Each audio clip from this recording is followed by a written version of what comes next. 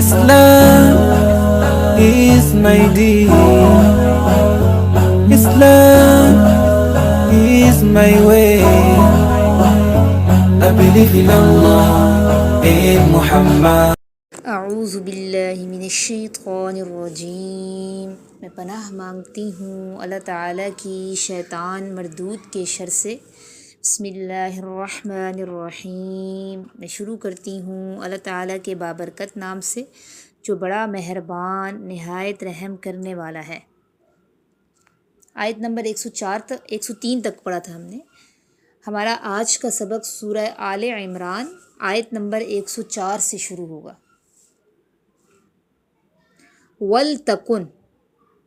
ولتکن چاہیے کہ ہو، منکم تم میں سے، امتن ایک جماعت، یدعونا وہ دعوت دے، وہ بلائے، الی الخیر نیکیوں کی طرف، بھلائیوں کی طرف، ویأمرونا اور وہ حکم دے، بالمعروفی اچھے کاموں کا، وینہونا اور وہ روکے، عن المنکری برے کاموں سے، اولئک اور یہی لوگ ہیں، ہم المفلحون کامیاب ہونے والے۔ لکھیں، ولتکن اور چاہیے کہ ہو،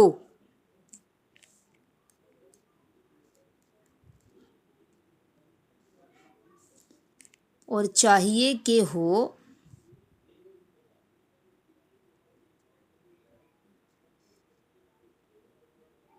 منکم تم میں سے،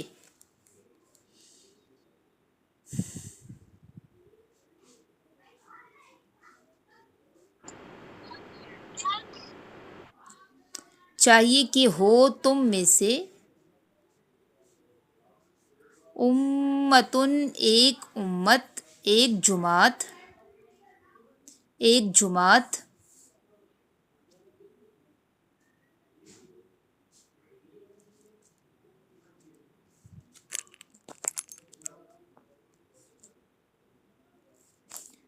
چاہیے کہ ہو تم میں سے ایک جماعت، یدعونا وہ بلاتی ہو،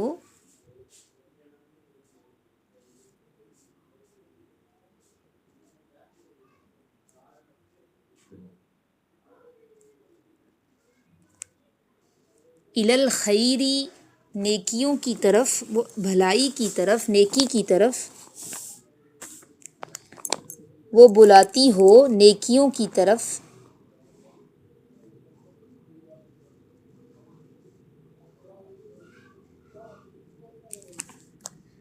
وَيَأْمُرُونَ اور وہ حکم دیتی ہو،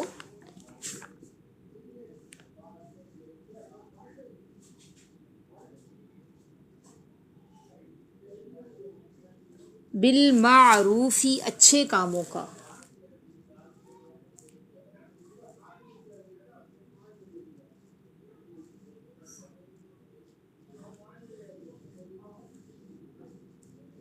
وہ حکم دیتی ہو اچھے کاموں کا،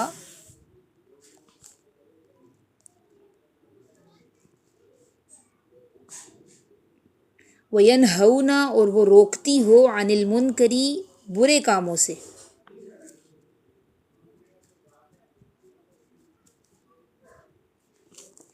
اور وہ روکتی ہو برے کاموں سے،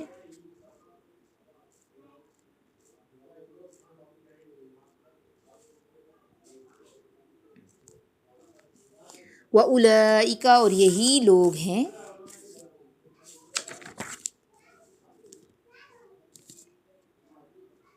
ہم المفلحون کامیاب ہونے والے۔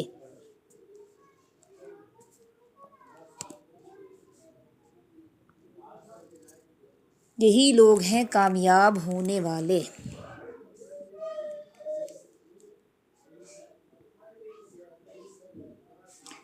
اس آیت سے آپ کو کیا سمجھ میں آ رہا ہے؟ اللہ تعالیٰ کیا ہمیں کہہ رہے ہیں؟ وَلْتَکُم مِّنکُم أُمَّةٌ، کہ تم میں ایک جماعت ایسی ہو جو نیکی کے کام کی طرف بلاتی رہی ہے، امر بالمعروف والنہی عن المنکر کا فریضہ انجام دے۔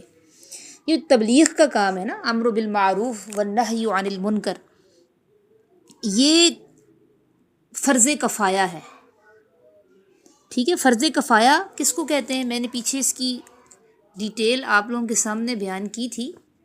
فرض کفایہ کس کو کہتے ہیں؟ ایک چیز، ہاں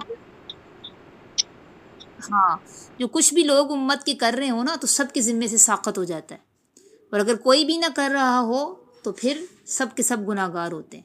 جیسے نماز جنازہ فرض کفایہ ہے، ٹھیک ہے، اگر کچھ لوگ بھی محلے کے ادا کر لیتے ہیں سب کے ذمے سے ادا ہو جاتا ہے. اسی طرح جہاد بھی عام حالات میں فرض کفایہ ہوتا ہے. اگر فوجیں ہماری موجود ہیں سرحدوں پہ، وہ دفاع کر رہی ہیں تو پھر سب کے ذمے سے ساقط ہو جاتا ہے.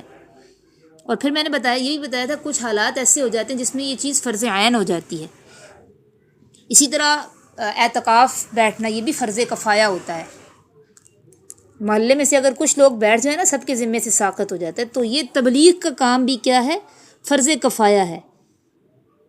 ٹھیک ہے، اس لیے اللہ تعالیٰ کہہ رہے ہیں ایک گروہ یا ایک جماعت ایسی ہونی چاہیے جو تبلیغ کا فریضہ سر انجام دے.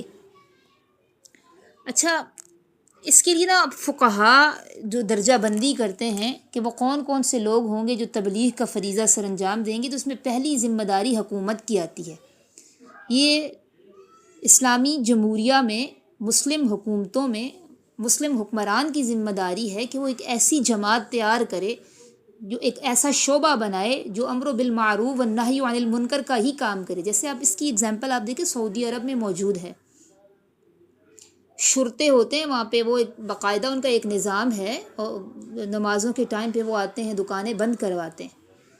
اسی طرح کوئی عورت بے پردہ ہو تو اس کو ترغیب دی، اس کو کہا جاتا ہے، اور اسی طرح دیگر جو کام ہیں. ٹھیک ہے، تو اسی طرح یہ سب سے پہلی ذمہ داری تو حکومت کی ایسا شعبہ بنائے کہ شراب پینے والا کوئی نہ رہے، اور اسی طرح بے نمازی کوئی نہ رہے، اور جتنے بھی اسلام کے شریعت کے احکام ہیں نا اس پر عمل کرنے والے نظر آئیں سوسائٹی میں. تو یہ سب سے پہلی ذمہ داری، کیونکہ دیکھیں اللہ تعالیٰ کہہ رہے ہیں حکم دیتے ہوں نیکی کے کاموں کا، تو حکم دینا یہ اتھارٹی تو حکومت کے ہی پاس ہوتی ہے نا. عام لوگوں کے پاس تو اتنی طاقت اتنی پاور نہیں ہوتی کہ وہ حکم دینا شروع ہو جائیں، کیونکہ اس سے کبھی بھی پازیٹیو نتائج نہیں نکلتے. اگر میں اور آپ اٹھ کے حکم دینا شروع ہو جائیں، ترغیب کے بجائے حکم دینا شروع ہو جائیں، تو کیا ہوگا؟ تو اس کو تو کبھی پازیٹیو نتائج نہیں نکلیں، کیونکہ ہمارے پاس تو اتھارٹی ہی نہیں ہے.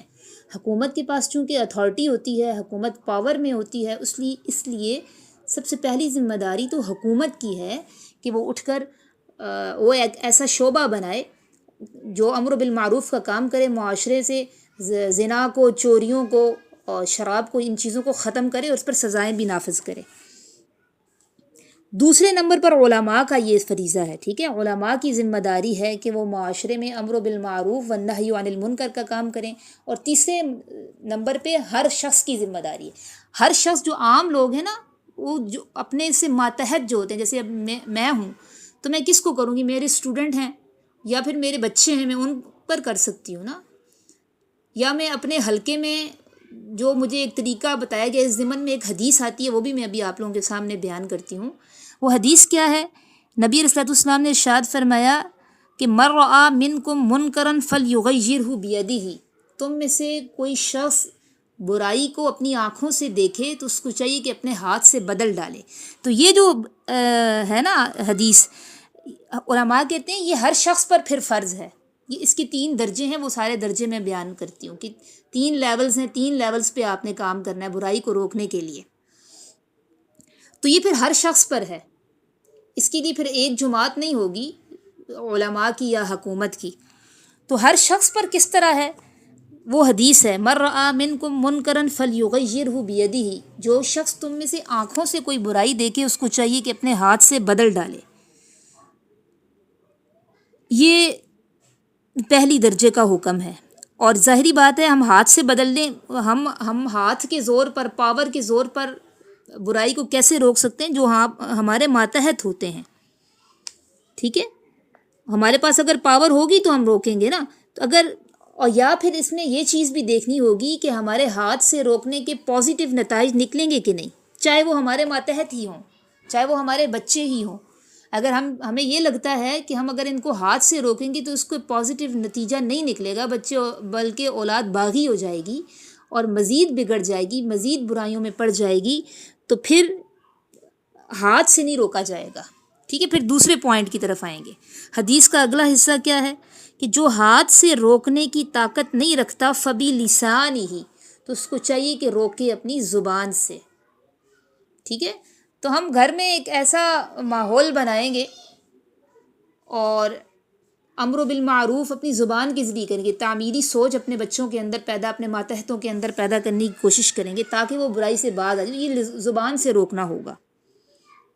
ٹھیک ہے، پھر اگر کوئی زبان سے روکنے کی بھی طاقت نہیں رکھتا، اس کو لگتا ہے کہ اگر میں زبان سے بھی روکوں گا تو اس سے بھی پازیٹیو نتائج نہیں نکلیں گے، میرے پاس اس کی بھی اتھارٹی نہیں ہے، اس کی بھی پاور نہیں ہے، یہ نتیجے کے لحاظ سے خطرناک ہے، تو وہ کیا کرے؟ آگے حدیث کا اگلا حصہ ہے فَبِقَلْبِهِ، تو اس کو دل میں برا جانے. لیکن یہ دل میں، کم از کم دل میں تو ضرور برا جاننا چاہیے، لیکن یہ جو دل میں برا جاننا ہے اس کے بارے میں اللہ تعالیٰ نے کہا ہے اضعف الایمان. نبی علیہ السلام کی حدیث ہے، نبی علیہ السلام نے فرمایا اضعف الایمان، یہ دل میں برا جاننا یہ کمزور ترین ایمان ہے، ایمان کا آخری درجہ ہے. اور اگر یہ بھی کسی کو حاصل نہیں تو پھر آپ سمجھ لیں اس کا ایمان ہی باقی نہیں.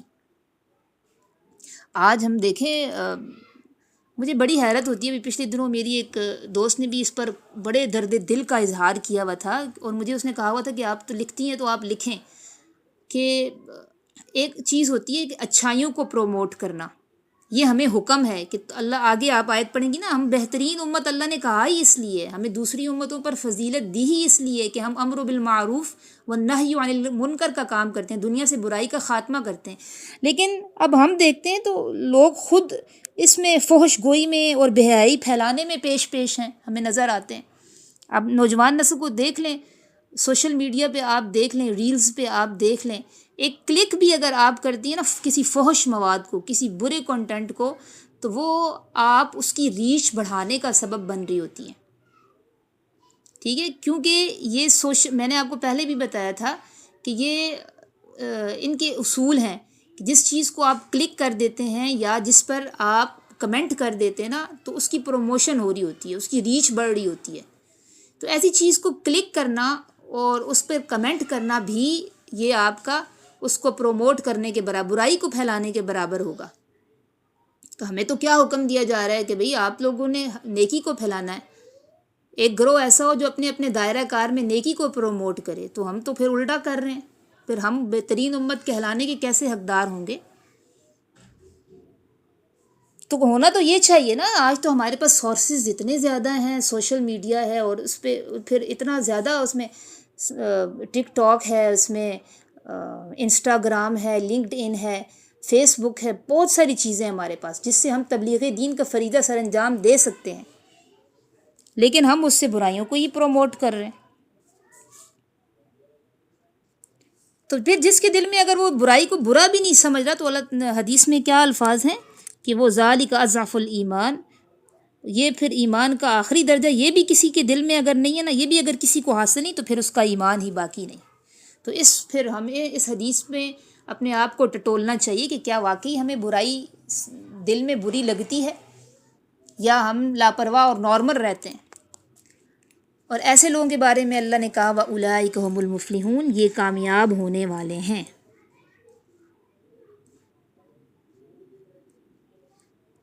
ٹھیک ہے، اب اس آیت میں نا انسانی اصلاح کے 3 اصول بھی اللہ نے بتا دیے ہیں. 3 اصول کو یدعون الی الخیر، ہر وقت خیر کی دعوت دینے والے ہوں. خیر قرآن و سنت ہے. آگے وَيَأْمُرُونَ بِالْمَعْرُوف، جو شریعت کے قوانین ہیں، جو اچھے کام ہیں ان کا حکم دیتے رہیں. وَيَنْهُونَ عَنِ الْمُنْكَرِ، اور برائیوں سے روکتے رہیں.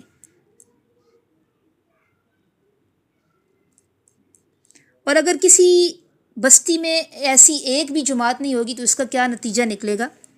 کوئی بھی ایسی جماعت نہیں ہوگی جو دنیا سے برائی کو مٹا رہی ہو. کسی بھی بستی میں کوئی بھی ایسی جماعت نہیں ہوگی تو قوم منتشر ہو کر بربادی کی طرف جائے گی.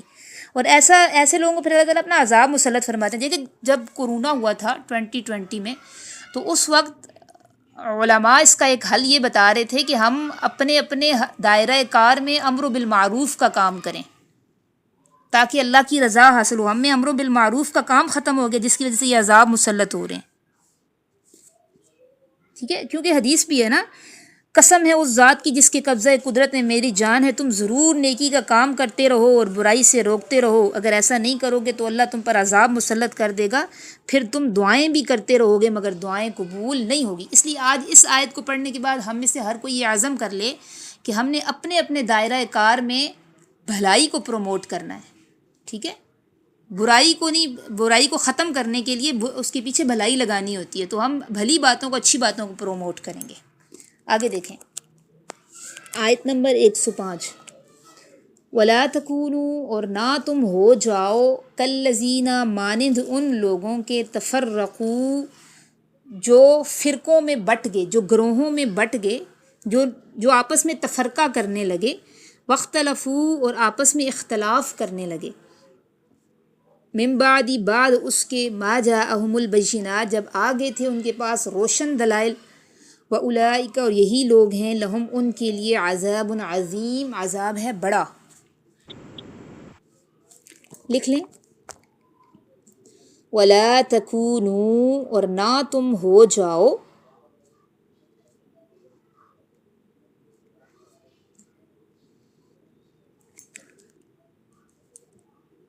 کالذین، مانند ان لوگوں کے،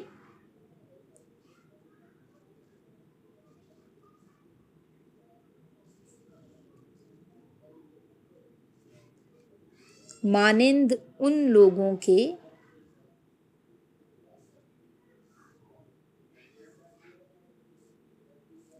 تفرقوا، جنہوں نے آپس میں تفرقہ کیا، یا جو آپس میں گروہوں میں بٹ گئے، جو آپس میں گروہوں میں بٹ گئے، جنہوں نے آپس میں تفرقہ کیا،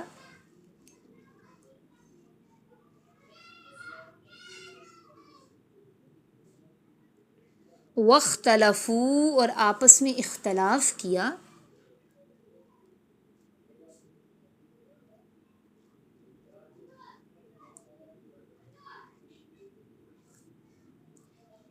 من بعد، بعد اس کے،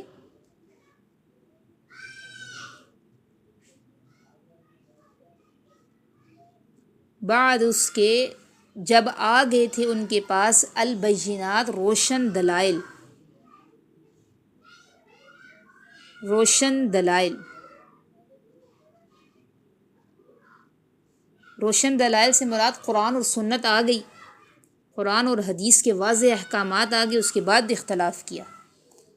جب آ گئے تھے ان کے پاس البینات، روشن دلائل، واضح دلائل،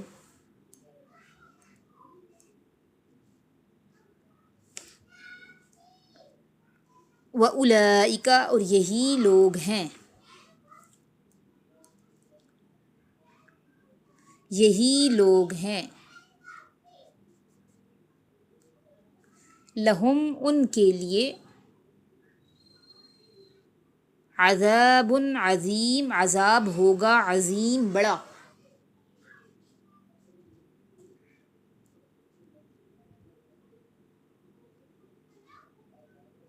پھر اللہ تعالیٰ تنبیہ فرما رہے ہیں کہ ان لوگوں کی طرح نہ ہو جاؤ جنہوں نے آپس میں تفرقہ اور اختلاف واضح دلائل آنے کے بعد کیا، مراد اس سے یہود و نصارہ ہیں، ان کے پاس قرآن قرآن تو نہیں آیا تھا، کون سی کتابیں تھی، تورات اور انجیل آئی تھی نا، تو اس میں واضح دلائل تھے، روشن دلائل تھے، اس کے بعد انہوں نے اختلاف کیا۔ اس میں تو تھا اللہ ایک ہے، لیکن انہوں نے عقیدہ تثلیث کو اپنا لیا، خدا تین میں سے تیسرا ہے، اور اسی طرح اپنے عقائد کو بگاڑ لیا، بہت زیادہ عقائد کو بگاڑ لیا۔ تو اللہ تعالیٰ کہہ رہے ہیں ان لوگوں کی طرح نہ ہو جاؤ جنہوں نے قرآن، روشن دلائل آنے کے بعد آپس میں تفرقہ اور اختلاف کیا۔ لیکن آج پھر مسلمان اسی طرح کر رہے ہیں، قرآن میں واضح دلائل آنے کے باوجود لوگ اختلاف کر رہے ہیں، توحید جیسے بنیادی مسئلے میں اختلاف کر رہے ہیں لوگ۔ فروعات میں اختلاف ہو جائے تو وہ اتنی بڑی بات نہیں ہوتی، ٹھیک ہے، فقہی مسائل جو ہوتے ہیں نا، ایسے فقہی مسائل،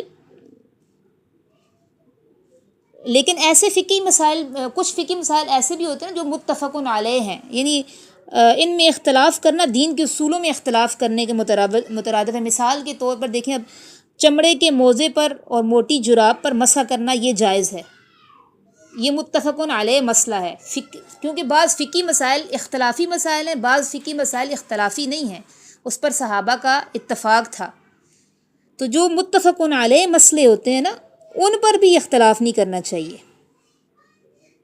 اب یہ جو ایک مسئلہ ہے، میں ابھی جس کی اگزامپل دے رہی ہوں، اگزامپل کے طور پر، ایک چھوٹی سی اگزامپل کے طور پر سمجھا رہی ہوں کہ جیسے ایک متفقن علیہ مسئلہ ہے، صحابہ کا اس پر اتفاق تھا کہ چمڑے کے موزے اور جو موٹی جراب ہے اس پر مسح ہو سکتا ہے، اس پر بھی لوگ آج کے دور میں اختلاف کر رہے ہیں۔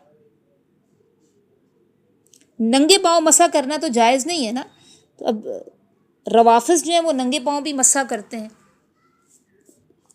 تو فقہی مسائل جو اختلافی مسائل ہوں اس میں اختلاف کرنا اتنا برا نہیں ہے، لیکن جو فقہی مسائل جو متفقن علیہ ہیں، جس پر امت کا اجماع اور اتفاق ہو گیا نا، اس میں اختلاف کرنا بھی تفرقو میں آئے گا۔ وَأُولَٰئِكَ لَهُمْ عَذَابٌ عَظِيمٌ۔ آگے چلیں۔ یوما، جس دن، تبیض، بیضاء کہتے ہیں سفیدی کو، بیضاء، جس دن سفید ہوں گے وجوہ، چہرے، وتسود، اور سیاہ ہوں گے، اسود کہتے ہیں، سودا، اسود، یہ سیاہ کو کہتے ہیں، وتسود، اور سیاہ ہوں گے وجوہ، چہرے۔ پیچھے بڑے عذاب کا ذکر ہے نا، کن لوگوں کے لیے جو حق آنے کے بعد پھر اختلاف کرتے ہیں، تفرق گروہوں میں بٹتے ہیں، ان کے لیے عذاب کا ذکر۔ پھر آگے اللہ عذاب کی نوعیت بھی بتا رہا ہے کہ جس دن سفید ہوں گے چہرے اور سیاہ ہوں گے چہرے، فَأَمَّا الَّذِينَ، پس بہرحال وہ لوگ، اسودت، سیاہ ہوں گے، وجوہہم، چہرے جن کے، اکفرتم، اکفرتم سے پہلے ایک عبارت لگائیں گے، ان سے کہا جائے گا اکفرتم، کیا تم نے کفر کیا تھا، بعد ایمانکم، اپنے ایمان کے بعد، فذوقوا العذاب، پس تم چکھو عذاب، بما کنتم تکفرون، اس وجہ سے جو تم کفر کرتے تھے۔ ٹھیک ہے، تو ہمیں پتہ چلتا ہے اہل بدعت کے چہرے سیاہ ہوں گے۔ لکھ لیں پہلے، پھر تفسیر میں بتاتی ہوں۔ یوما، جس دن،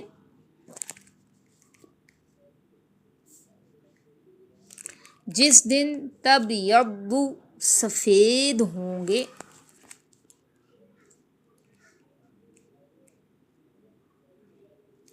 جس دن سفید ہوں گے وجوہ، چہرے، وجہ چہرے کو کہتے ہیں، وجوہ اس کی جمع ہے۔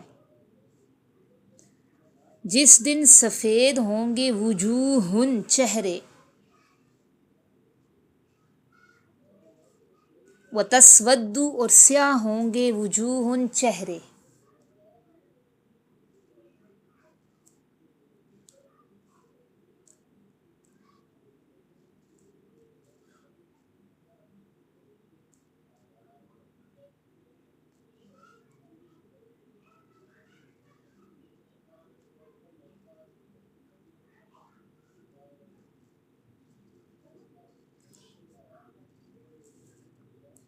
فَأَمَّا الَّذِينَ، پس بہرحال وہ لوگ،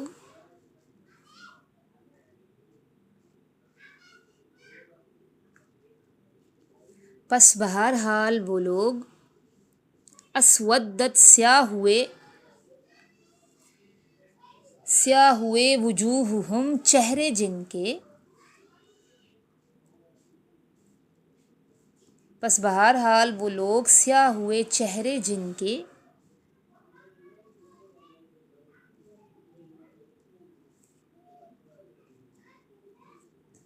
آگے بریکٹ میں لکھیں، ان سے پوچھا جائے گا، ان سے کہا جائے گا،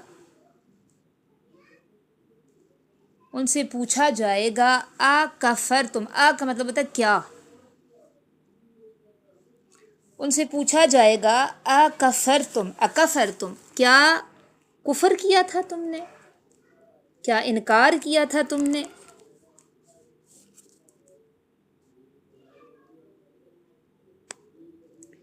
کیا انکار کیا تھا تم نے، بعد ایمانکم، اپنے ایمان کے بعد،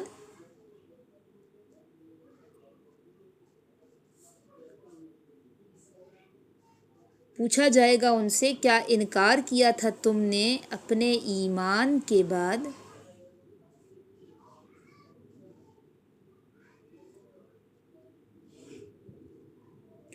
فذوقوا العذاب، پس تم چکھو عذاب.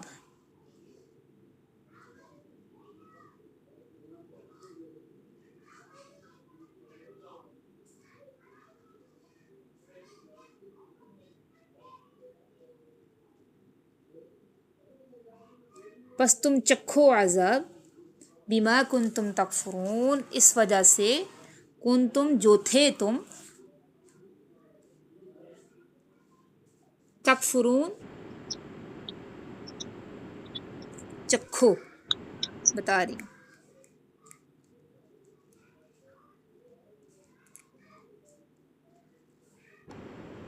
چکھو،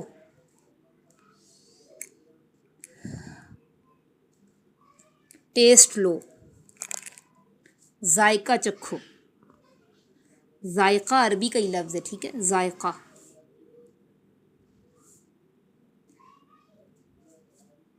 پس تم چکھو عذاب، اس وجہ سے جو تھے تم تکفرون کفر کرتے.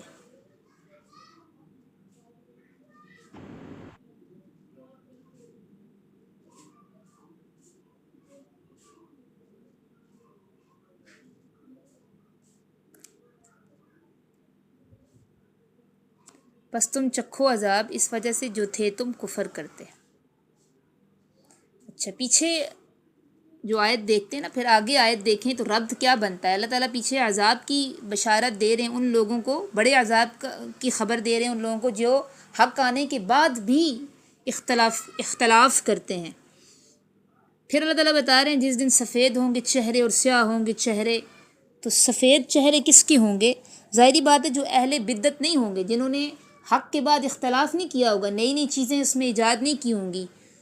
کیونکہ دلائل کی بیس پر اسلام کو ہم دیکھیں نا تو ہمیشہ اسلام غالب رہتا ہے، دلائل اسلام کے ہمیشہ مضبوط رہتے ہیں. تو جو دلائل قطعی کا بھی انکار کر دیتے ہیں ایمان کے بعد، یعنی بدعات ایجاد کر لیتے ہیں، نئی نئی چیزیں ایجاد کر لیتے ہیں، گروہوں اور فرقوں میں بٹنے لگتے ہیں، تو یہ تسود وجوہ، پھر سیاہ چہرے ان لوگوں کے ہوں گے. اب بدعات کا اپوزٹ کیا ہے؟ سنت. تو جو لوگ اہل ایمان ہیں، قرآن و سنت کی پیروی کرنے والے، ان کے چہرے سفید ہوں گے، اور جن کے چہرے سیاہ ہوں گے ان سے اللہ تعالیٰ پوچھیں گے. اس کی بریکٹ میں آپ لکھ لیں کہ بدعتیوں کے چہرے سیاہ ہوں گے.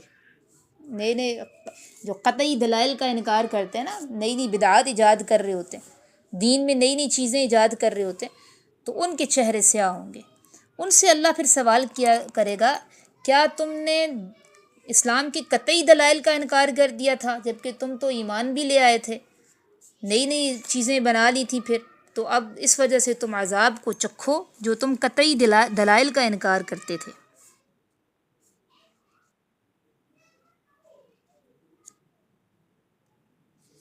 تو اصل جو چہروں کی آج دنیا میں دیکھیں ہم، چہروں کی سیاہی، چہروں کی سفیدی سے لوگ بہت متاثر ہو رہے ہوتے ہیں، اور چہرہ چمکانے کے لیے بڑی تگ و دو بھی کرتے ہیں، فیشل کروائے جاتے ہیں، پتہ نہیں اور کیا کہ میں نے تو کبھی کروایا ہی نہیں. ایک چھوٹا سا نام بھی ہے نا، اور کیا کروایا جاتا ہے. اچھا جی، خیر، بہرحال تو چہروں کو چمکانے کے لیے بڑی محنت اور بڑی تگ و تو کی جاتی ہے نا. تو اصل چہروں کی سیاہی اور سفیدی یہ قیامت کے دن پتہ چلے گی. ٹھیک ہے، آج قدرت نے تو دیکھیں کسی چہرے کو سفید بنا دیا قدرتی طور پر، کسی کو سیاہ بنا دیا، لیکن قیامت کے دن وہ پھر اعمال کی بیس پر چہرے سفید اور سیاہ ہوں گے. آگے چلیں. وَأَمَّا الَّذِينَ، اور بہرحال وہ لوگ، ابیضت سفید ہوں گے، وجوہہم چہرے جن کے، ففی رحمت اللہ، پس وہ اللہ کی رحمت میں ہوں گے. فی کا مطلب ہوتا ہے پس میں، فی کا مطلب ہوتا ہے نا میں، پس میں اللہ کی رحمت میں ہوں گے، پس وہ اللہ کی رحمت میں ہوں گے. ہم فیہا خالدون، وہ اس میں ہمیشہ رہیں گے. لکھ لیں. وَأَمَّا الَّذِينَ، اور بہرحال وہ لوگ،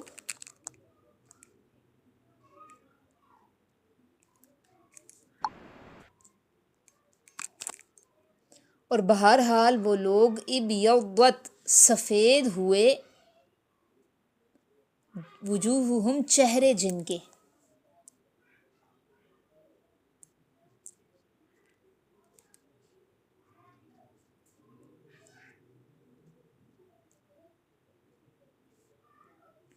سفید ہوئے چہرے جن کے، ففی رحمت اللہ، بس اللہ کی رحمت میں ہوں گے،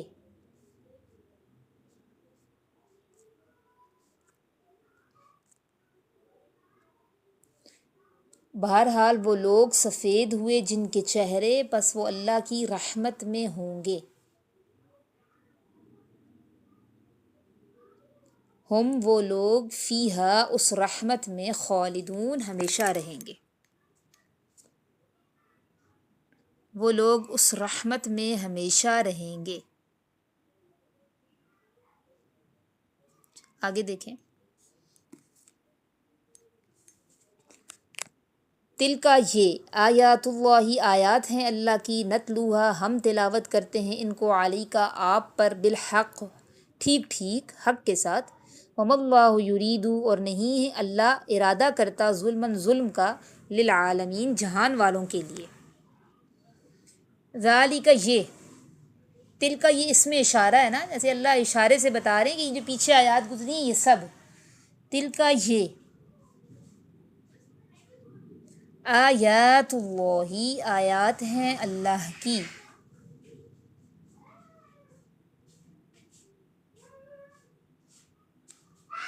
یہ آیات ہیں اللہ کی،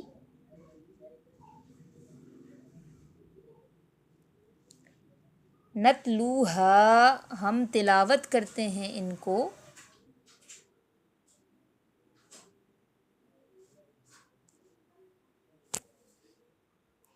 ہم تلاوت کرتے ہیں ان کو، علیکا آپ پر، بالحق حق کے ساتھ،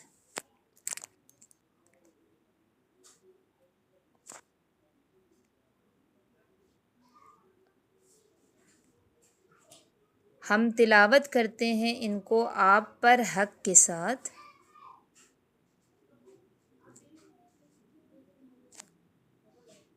وما اللہ اور نہیں ہے اللہ،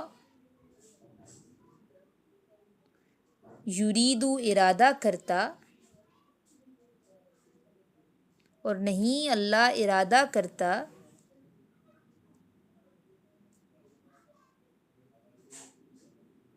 ظلمن ظلم کا،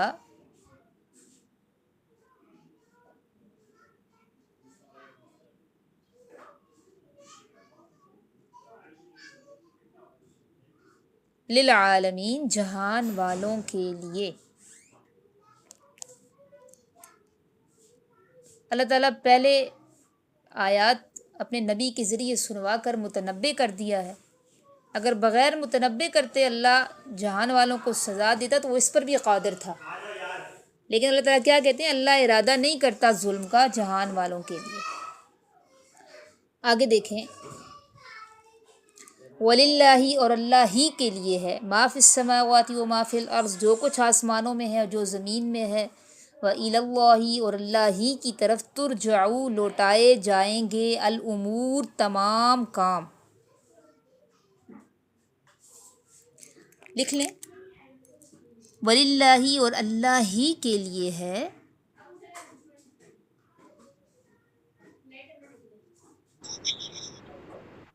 اللہ ہی کے لیے ہے،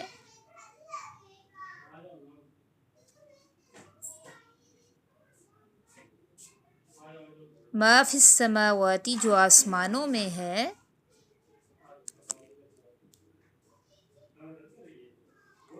وما فی الارض اور جو زمین میں ہے، یہ ملکیت اللہ کی ہے،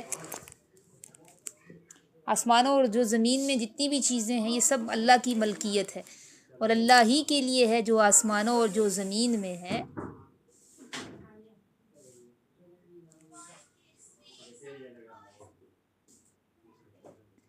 وَإِلَى اللَّهِ اور اللہ ہی کی طرف، ترجعو لوٹائے جائیں گے،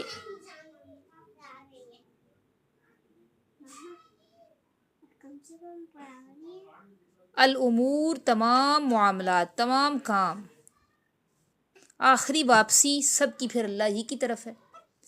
اس میں بھی ایک تنبیہ ہے ہمارے لیے، اور اللہ ہی کی طرف ترجعو لوٹائے جائیں گے۔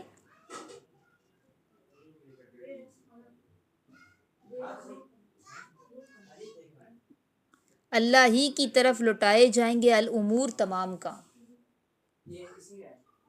اس میں کیا تنبیہ ہے، کیا سمجھ میں آ رہا ہے آپ کو؟ اللہ تعالیٰ کہہ رہے ہیں میں ہی مالک ہوں، جو کچھ آسمانوں میں جو زمین میں ہے، آسمان اور زمین کے ہر چیز کا مالک میں ہوں۔ میری نافرمانی کرو گے تو پھر بھاگ کے دکھاؤ آسمانوں اور زمین سے، کہیں چھپ کر دکھاؤ۔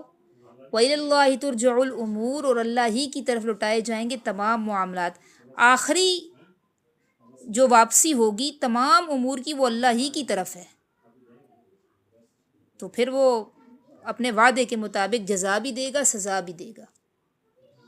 ایک اور آیت پڑھ لیتے ہیں اگلے رکوع کی۔ آگے چوتھے پارے کا رکوع نمبر 3 شروع ہو رہا ہے، اور سورہ آل عمران کا رکوع نمبر 12 آیت 110۔ تم ہو تم خیر امت، بہترین امت۔ ابھی میں نے ذکر کیا تھا نا، خیر امہ کا لفظ لقب ملا اس امت کو۔ تم ہو تم خیر امت، بہترین امت، اخرجت نکالا گیا ہے جسے للناسی لوگوں کے لیے۔ جس چیز کو نکالا جائے ایکسپوز ہو جاتی ہے، وجود اس کا دنیا میں نظر آ رہا ہوتا ہے، تو ہمارا وجود ہی اس لیے لایا گیا۔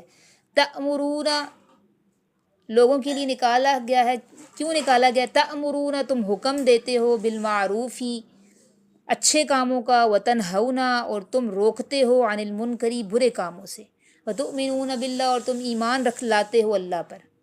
ولو آمنا، اگر ایمان لے آتے، اہل الکتابی، اہل کتاب بھی، لکان خیر لہم، البتہ یہ بات بہتر ہوتی ان کے لیے، منہم المؤمنون، ان میں سے بعض لوگ ایمان والے ہیں، واکثرہم فاسقون، اور ان کی اکثریت نافرمان ہے۔ چلے لکھ لیں، پھر اس کی تفسیر پڑھتے ہیں۔ تم ہو تم،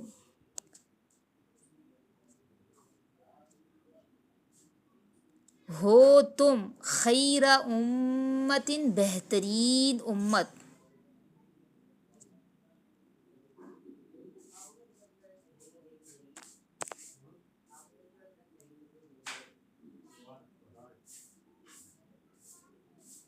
ہو تم بہترین امت۔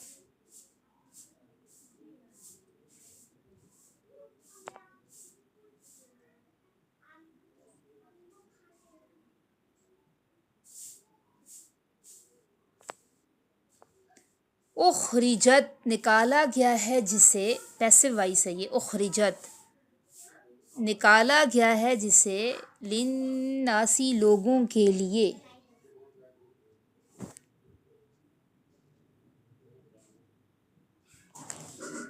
نکالا گیا ہے جسے لوگوں کے لیے،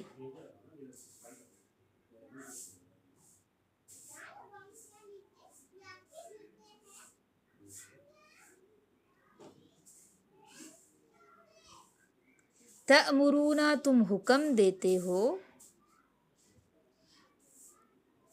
بالمعروف، اچھے کاموں کا،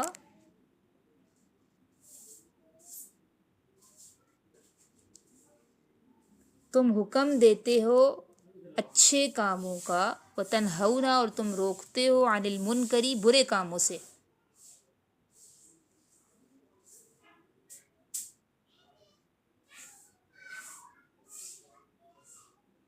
تم حکم دیتے ہو اچھے کاموں کا، اور تم روکتے ہو برے کاموں سے۔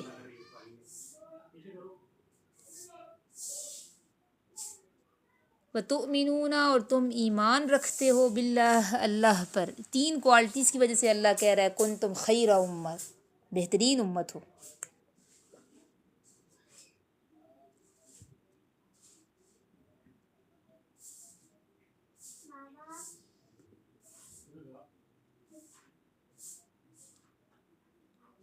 تم حکم دیتے ہو نیکی کے کاموں کا، تم روکتے ہو برائی کے کاموں سے، تم ایمان رکھتے ہو اللہ پر۔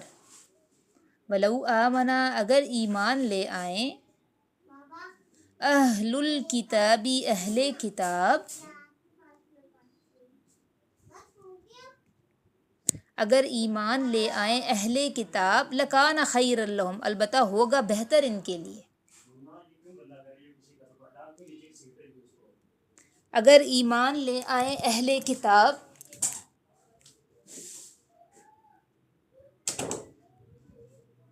البتہ ہوگا بہتر ان کے لیے.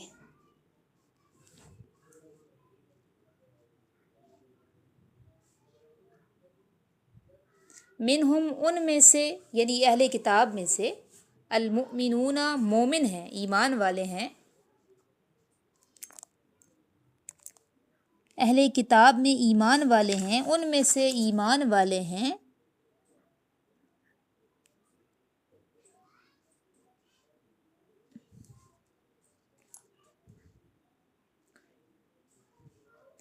ان میں سے ایمان والے ہیں اور اکثریت ان کی الفاسقون نافرمان ہے.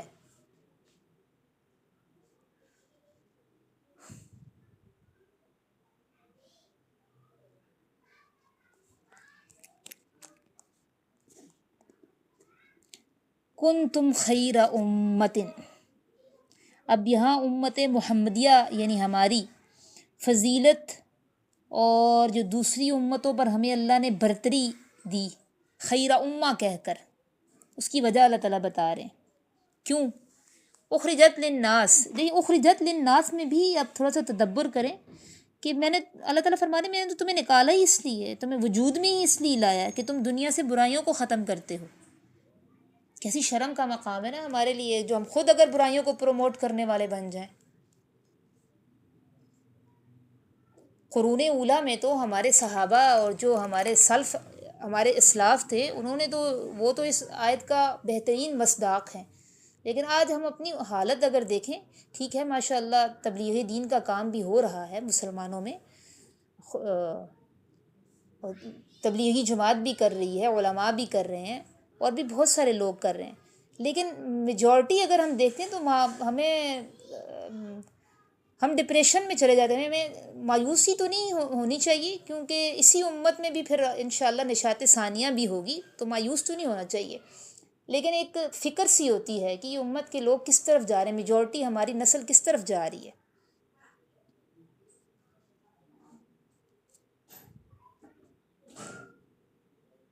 صرف پیسہ کمانے کے لیے یوٹیوب پہ کہ ہماری ریچ بڑھ جائے، اس کے لیے کیسے بیہودہ سٹائل اپنا رہے ہوتے ہیں. اب پارکوں میں آپ لوگ چلے جائیں، ٹک ٹاکر سے بھرے ہوتے ہیں، یوٹیوبر سے ٹک ٹاکر سے بھرے ہوتے ہیں، اور ان کے آپ سٹائل دیکھیں کچھ بھی بیہودہ حرکتیں کر رہے ہوتے ہیں کہ بس کسی طرح لوگ ہمیں دیکھیں، ہماری ریچ بڑھے اور لوگ دیکھ کے خوش بھی ہو رہے ہوتے ہیں. تو بڑا ہی دکھ اور افسوس ہوتا ہے یہ سب چیزیں دیکھ کر. اللہ تعالیٰ تو کہہ رہے ہیں تم بہترین امت ہو، تمہارا تو وجود اس لیے لایا گیا ہے کہ تم لوگوں کو نیکی کا حکم دیتے ہو، برائیوں سے روکتے ہو اور اللہ پر ایمان لاتے ہو.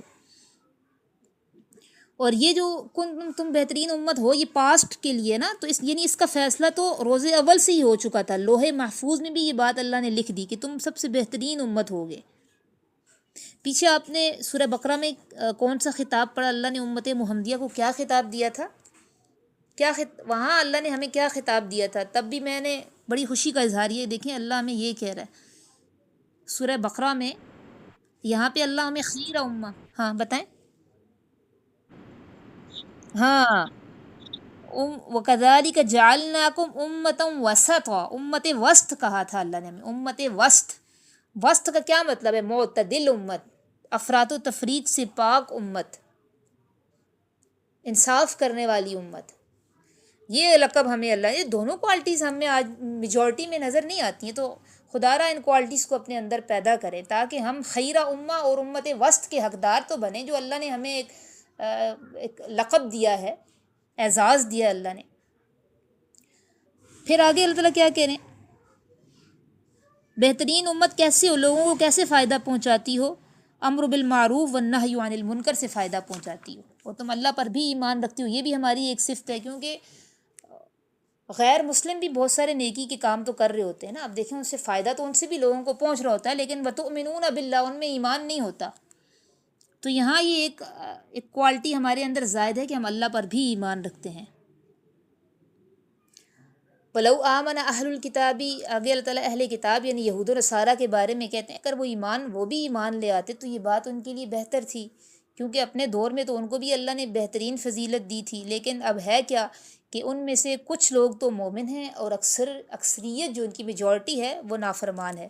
جیسے کچھ لوگوں میں حضرت عبداللہ ابن السلام بھی ہیں جو ان کے تورات کے بہت بڑے عالم تھے، انہوں نے اسلام قبول کر لیا تھا، اور نبی علیہ الصلوۃ والسلام نے فرمایا کہ اس وقت مدینہ میں 10 یہودیوں کے بڑے عالم تھے نا، تو نبی علیہ السلام نے فرمایا تھا اگر یہ 10 یہودی علماء اسلام قبول کر لیتے تو یہودی بھی سارے اسلام قبول کر لیتے، یہودی بھی مومن ہو جاتے، لیکن وہ ان کے علماء نے ہی ایسی غلط ان کو باتیں پڑھائی ہوئی تھیں کہ ان کی وجہ سے وہ عام لوگ بھی اسلام سے ہٹے رہے۔ سبحان ربک رب العزت عما یصفون وسلام علی المرسلین والحمد للہ رب العالمین۔ ربنا تقبل منا انک انت السمیع العلیم۔